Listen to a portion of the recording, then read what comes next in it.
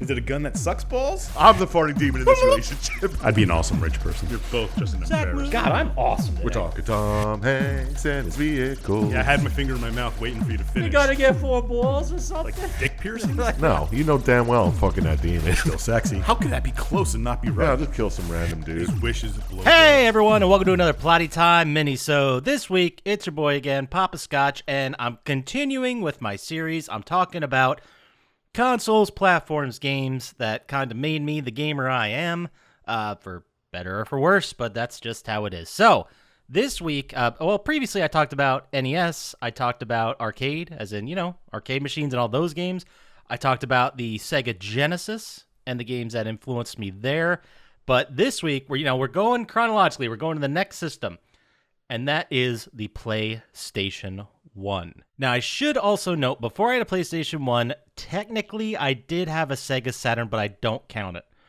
I don't count it because I had like 2 games for it. It was essentially someone who had a Sega Saturn, didn't care about it, left it at my house, and I played like a couple games on it, and I still have it to this day, and you know what? It still works, so God bless it. But I never put any significant gaming time into my Sega Saturn. Not that it's a bad system, or I didn't like it, or I hated it. It just didn't jive with me.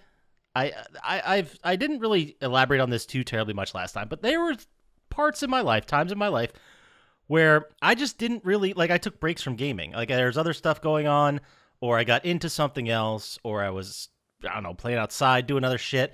And there were, sections, months long, years long, where I just wasn't into gaming. And that kind of precluded my PlayStation 1 days. And that also was when the Saturn hit me, and I wasn't into it. But then the PlayStation 1 came along, and oh boy. So I was kind of done with games. I wasn't done, but I found other interests. And I ended up going to a sleepover at the rich kid's house. I don't know if you guys have been through this, but the rich kid is the kid in the small town that gets everything they want from their parents, and you're like, oh my God, their life must be awesome. It's probably not, but the point I'm getting at is they had a PlayStation 1. I remember we were having a sleepover. There's 5 of us total, 4 of us, 5 of us. I'm sure their parents were not thrilled about any of this, but we went to the local video store. I remember we rented a couple horror movies. I don't remember what the horror movies were, but I do remember that we also rented Resident Evil. And the rich kid said, oh, guys, I rented this game before. It's fucking awesome. You guys got to see it. So we're like, all right, whatever. The rest of the group didn't have PlayStation 1. It had just come out probably. There were only a handful of games. The fucking big, ugly boxes were there, which the big cardboard boxes for PlayStation 1, which were the original boxes. I forget. I think they call them just long boxes now. I forget what the collectors call them. But the point I'm getting at is we rented Resident Evil. We came back. And then the Resident Evil was a one-player game. I don't even remember playing it that night. But I remember the rich kid played it, and we all watched, and it changed my life. This is someone who basically, before this, had played, Sonic or the NHL games or baseball games on the Sega. To see Resident Evil in a 3D environment blew my goddamn mind. Blew it apart. And it was it changed me. It changed everything. I looked at the world differently after I saw what the PlayStation 1 could do. We also played a couple other games. He had Ridge Racer and NFL Game Day. These are I don't remember if it's Ridge Racer. Don't quote me on that. But there was a racing game that came out when the PlayStation 1 came out, and everyone had it because there were only a couple games for a while. But Resident Evil is the one that stuck. I also do remember borrowing Nintendo games from that guy. I remember Tiny Toon Adventures, which I still have, and Battletoads. Don't tell anybody. So, what happened after that? So, I wanted a PlayStation 1. There's nothing more than I wanted in my life in that moment than a PlayStation 1. And I went to my parents, and they said, hey, great. We don't have hundreds of dollars just to spend on a whim that, what are we getting out of this? I know you want it, and, you'll get it eventually, but you gotta wait for Christmas or your birthday, bud. This is insane. So, instead of that, I started downloading PC games and playing some of those. I don't remember what PC games I played, but I do remember at some point Resident Evil came out for PC, and I played it a lot on the PC until I got my PlayStation 1. I'm not sure if those dates line up. I do remember playing a lot of Resident Evil 1 on PC, but I don't remember if I was like retreading it or if I was just, buying time until the PlayStation 1 came out. But Resident Evil is the game, the series, the thing that changed me. The OG Resident Evil 1. So eventually, as time went on, I got my PlayStation 1. I think it might have been for Christmas. The sad story to that PlayStation was that I tried to mod it and it broke because I didn't know what the fuck I was doing. So then I bought another one, and then that one I did I didn't illegally mod it, obviously. But if someone had, they went to a local electrician to see if they could do the instructions to do it. They ended up doing it. It was successful. And in theory, that worked great. But to bypass that, so I do remember using the method where you could get there used to be an I/O port in the back of the original PlayStation 1s, and I think the second and third gens, they didn't get rid of it for a while. But there was like an I/O port where you could plug in the Game Shark, basically the Game Genie version, and I remember I don't remember this. This is just made up because this is illegal, obviously, but it's possible that someone somewhere, got one of these Game Shark, or like they got a thing you could buy on eBay that you'd plug in there. You connect a spring to where the disc, like where there's like I don't know how to explain it. There's like a plastic pin that comes down that goes into a hole. And that's the thing that tells the PlayStation 1 that the lid is closed, right? So you could get a spring that kind of acted as a tension thing that would make your PlayStation think the lid was closed, but it wasn't. It was wide open, and then you could swap out games. Or so I'm told. I've never done any of that, obviously, because that's illegal. Point I'm getting at is that back to PlayStation. So that was a seminal moment. I remember playing a shitload of PlayStation, and this, after I played Resident Evil, I remember Resident Evil 2 coming out. And I remember this moment because my parents were having some kind of get-together. I don't know if it was like a dinner party or it was like my sister's graduation party, or I don't remember what the party was. But I remember Resident Evil 2 had come out. I got my hands on a copy. I don't remember if I rented it or bought it, but I got it. I got my hands on it. And there was this party going on at my house. So I told my friends, I'm like, hey, you guys want to come over? We would hung out in my parents' basement. You guys could sneak. It was like a finished basement. It wasn't like a dank-ass, gross dirt floor basement. It was finished. There was carpet. And a 32-inch tube TV. Not bragging, but there was. And so I got my hands on Resident Evil 2. I remember getting it that afternoon, like helping my parents get ready for the party. And by that, I mean they barked orders at me to do stuff. And then I remember specifically that I started playing it. This was probably like 4 p.m. And then my friends would come over like one by one. They were bored. They were hanging out. It was like a Saturday. And they'd be like, what are you doing? Like, I'm playing Resident Evil 2. They're like, oh, cool. So they'd sit and they'd be like, usually when you were playing with your friends, at that age especially, I don't remember the specific year. I could probably look it up, which I'm going to do right now. Okay, so Resident Evil 2 came out January 21st, 1998. So this was definitely in 1998, and I want to say it was the summer of 1998. Because the games back then, the internet was around, but it didn't have the kind of like video game reporting it has today, where a piece of real news drops, one site breaks it, and every other aggregate site writes about the article to share it. It wasn't like that back then. You either had magazines that would come out, and you would read the magazines of what's coming out. So it was very possible that Resident Evil 2 came out. I didn't even know it was coming out, and I just saw it on the shelf at the video store. So I believe it was a summer. They say the game came out January 21st, 1998. I don't remember like waiting in line for this game. I don't remember any of that. I mean, I was a kid at that point, but I was like in high school and had seen R-rated movies, so it wasn't that crazy. But I remember getting my hands on it, right? And I remember as the night went on at this party or whatever my parents were throwing upstairs, they were in their own little world. My friends were downstairs. And as the night went on, more and more people showed up. I mean, it wasn't odd for people to just show up at my parents' house while we were hanging out and, just fucking chill and watch movies. And this time, everyone came in like, what is going on? We're like, I'm playing Resident Evil 2. Like, oh, okay. And by the end of the night, I'd put like 6 hours into it. while everyone was just sitting there watching it. And I definitely remember being like, do you guys want to play? They're like, no. Do you guys want to, like, put in another movie or something? They're like, no, just keep playing. Just keep going. Go. This is fine. And I remember getting like halfway through the game that night. I know I didn't finish it, but I got very far, and everyone just was enthralled by this game, Resident Evil 2. So after that night, after eventually I ended up beating the game, I remember going through and beating it then with Claire. I remember beating it, the A and B scenarios. I played the fuck out of that game. So when Resident Evil 3 came out in September 22nd, 1999, so it was about a year and a half later. Well, a year and 8 months. And I remember just playing the fuck out of it. I remember a couple of my friends by then had PlayStations, and we would just borrow it and send it around. Resident Evil 2 and Resident Evil 1, 2, 3, it's why I still have a soft spot for that series. It was because it was like the series that got me back into gaming. It was the series that I saw and realized what was possible with this generation.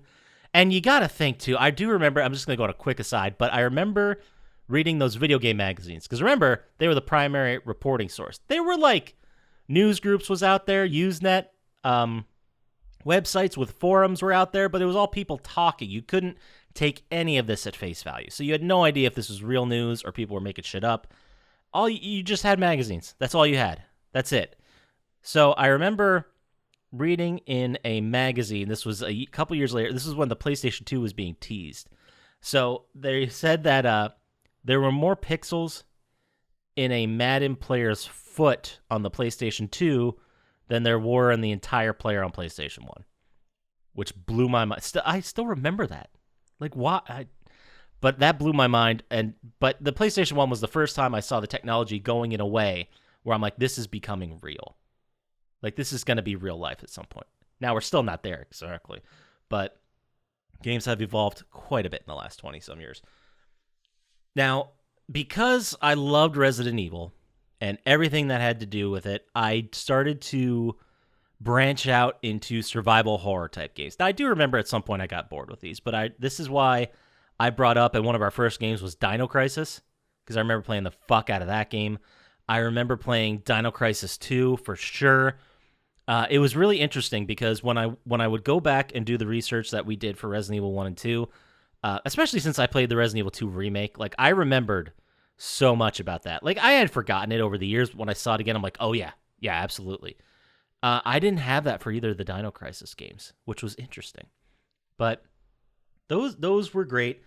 Also, at this point, I don't remember playing much NHL. I think there were definitely some of the games I dabbled with, but I kind of had a falling out from hockey at this point because I really, really wanted to play hockey. And the only place where I could play, especially after the Mighty Ducks movie came out, like, I really wanted to play. The only place I could play was the nearest city, which was Allentown, which was about 15, 20 miles away.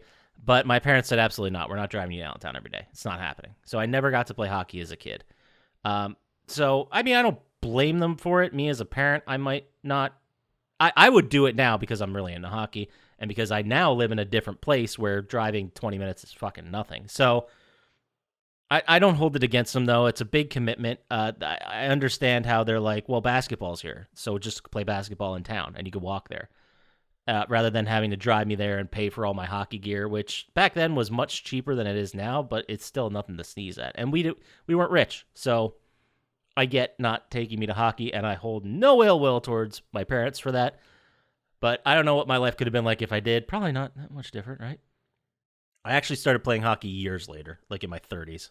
But that's a story for another day. We're talking about the PlayStation 1. And with the PlayStation 1, not much chill. A couple releases here and there, which I enjoyed, but mostly what I really played was a lot of triple play baseball. I remember throwing no-hitter after no-hitter after no-hitter. I don't remember if I cheated with the sliders like I would in future games, but definitely playing the fuck out of triple play baseball. So much, just so much of it. I remember playing some of the Madden games as well and enjoying those, as well as the NCAA football games. Those were fun. I was never, like, I grew up a college football fan. My grandmother was a big fan of Notre Dame, and it kind of moved to our family, and I really rooted for Notre Dame at the time. Pretty much until I got to high school when I kind of stopped caring about college football, and then I ended up going to a college that was a rival of Notre Dame, so I didn't care about Notre Dame at all anymore. My parents still loved them. When they came to games at my university, when they were playing Notre Dame, they would wear Notre Dame gear. Like, not the university their child went to. They'd wear Notre Dame gear and root for Notre Dame, which is a move. That's a parent power move, I guess. I don't know. But that's neither here nor there. So what else did I play? I'm trying to remember some of the games that were very influential. Those are the big ones. Those are the real huge influential games. I do remember, I don't know if it was Dr. Scientist or Chump Slap. I don't think it was. I think it was their younger brother who had given me Legacy of Kain, Soul Reaver. And I remember that being a big deal because there were no loading screens at all. So you could just play through the game fluidly. I mean, I'm sure there were like loading times, like they hid them well, but I remember playing the fuck out of that game and really enjoyed it because there was nothing like that I had played on the PlayStation 1. I'd mostly stuck to shooters. I mostly stuck to the Resident Evil type games, the survival horror type games, and sports games, which explains like where my point of view is coming from now. You're starting to see it a little bit, right? In the games I pick a lot of shooters. I pick a lot of games that I think look interesting or are in that, maybe not necessarily shooter, but horror, survival horror. You don't see me pick platformers. You don't see me pick RPGs. I just don't. I don't have a rich history of playing them. I do remember briefly playing Parasite Eve because it was by the same studio that made Resident Evil. And I remember being excited for it, but it was turn-based, and I just couldn't do it, man. I believe I talked about this in previous episodes. But when I was originally loving Sega and that version, or it started with Nintendo and then it went to Sega. Like you look at Nintendo, I'll just use hockey because that's my best point of reference. NHL hockey. Remember NHL hockey for NES? It might have just been called ice hockey, I think. But it's those, like, your basic choices. You have 3 dudes per side. You can either do the skinny one who's very fast, the mid-range dude who's, pretty good all around, two-way forward, then the fat dude who could just, like, check people but was super slow. And then you had the goalie, and you kind of controlled the goalie. It was a mess. And then I remember playing, NHLPA Hockey 93, which I talked about last week, and it was amazing, and such an amazing technological leap forward, and every iteration of NHL on Sega got more and more towards realism. That's just a paraphrase because the point I'm getting at is that Resident Evil was like real-time shooting, and then I'd get to games that were turn-based, and it'd be like, you stop. You think about what you want to do. You go through your inventory. You select the gun. You select whatever else, a grenade or a magic spell or some other bullshit, and then you'd press the button. You would just quickly execute them, and then they would tell you how much damage you did. And then it was the bad guy's turn to attack you. And I'm like, what the fuck is this? Like, this is not happening in real time. This is like a step back for video gaming. Now, that's what I thought at the time. So please don't start fucking roasting me for this. I've come to appreciate it. It's not a style of gameplay, an RPG and turn-based. I don't care for it. But I got nothing but love for it. If you love it, play it. Who gives a fuck what I think? So, I mean, that's just where I was with Parasite Eve. I couldn't get into it. But, I mean, there were so many PSOne games because I'm not saying I did this, but I had a bunch of people in my life who would get the mod shit for PlayStation 1 or that IO thing that Cheeto was telling you about. And then they would start not downloading games because that was still pretty far off. But you'd go rent it and then find the kid in the neighborhood that had a CD burner, burn it pretty easily, and then you'd just have it forever. And you'd have a copy. And then if your friends wanted it, you could probably just burn another copy for them. I don't know anyone who did that, obviously, because that's illegal. But I did remember, completely unrelated, playing a lot of games that I never would have got the chance to play. And it became an issue where there was possibly, I don't know, I could see how that would be possible that a bunch of kids who all were sharing and ripping games and giving them to each other, I could see how that would get to a point where whatever the people are playing in that circle and got a chance to play and said was good, you'd end up playing. So I remember playing, it's not the Small Soldiers game. What was the game with the army men for PlayStation 1? It might have been just called Army Men. I'll search real quick. There it is. It's Army Men, Sarge's Heroes. I remember playing that game and having a fuckload of fun with that. Apparently, they made a shitload of these Army Men. Air Attack 2, World War. Damn, there's a lot of these. Sarge's Heroes 2, Army Men 3D. They made a lot of the Army Men games. They were basically just shooters with regular-ass green Army Men, and sometimes you'd be in, like a bedroom, like where a kid would set up a set and you'd be throwing down there. I remember that being a whole lot of fun. It's weird what comes back to you when you start, like, talking through stuff. But, yeah, a lot of Army Men. Sports games, I do remember playing, I remember SSX. Anybody? SSX. They were snowboarding games, right?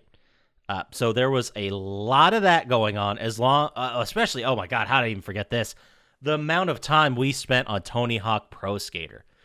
We talked about it when the new version, the new update, whatever, got released, and the time we spent in high school playing Tony Hawk Pro Skater, getting all the characters 100%ing all of it, getting all the unlockables, doing every possible thing, mowing down tricks. Like, it was just, holy shit. Tony Hawk Pro Skater 1 and 2, still could probably name you all the skaters that are in the game. So much time spent on it. That was definitely a formidable one. That's when we got into our skating phase, and a lot of us had skateboards. I was never good. I could barely ever ollie. I could never grind anything. I was too afraid of falling, which is very odd, because when I played baseball, I was never afraid of getting hit. Like, kids shy away from the ball. I was like, fuck it. And then I'd play first base, and a scoop would hit me in the nuts, or in the leg, or the face. And I'm like, it sucks. All right. So I don't know why I was so afraid of falling on a skateboard, but that's neither here nor there. Tony Hawk Pro Skater. A lot of it went down in that basement hangout area with my friends. A lot of great memories of that. But we would like to hear what your memories are of the PlayStation 1 generation. Now, you could also come out and say, maybe you love Sega Saturn. Tell us what you loved about Sega Saturn. Tell us via email, plottytime@gmail.com. You can also get to us faster on the socials, at plottytime on Instagram and Twitter. We're not as good at responding to those. I got to work on that. But you want to buy some shit? Plottytime.com, buddy. Get out there. It takes you to our eBay storefront. It's pretty dope. You can buy stuff there. And if you want to also go to YouTube, like and subscribe there, it really helps us out. I'm trying to make this, like, shilling thing at the end a little faster. But either way, get out there, play some games. Don't trust Dr. Scientist. I'll talk to you next time. Peace.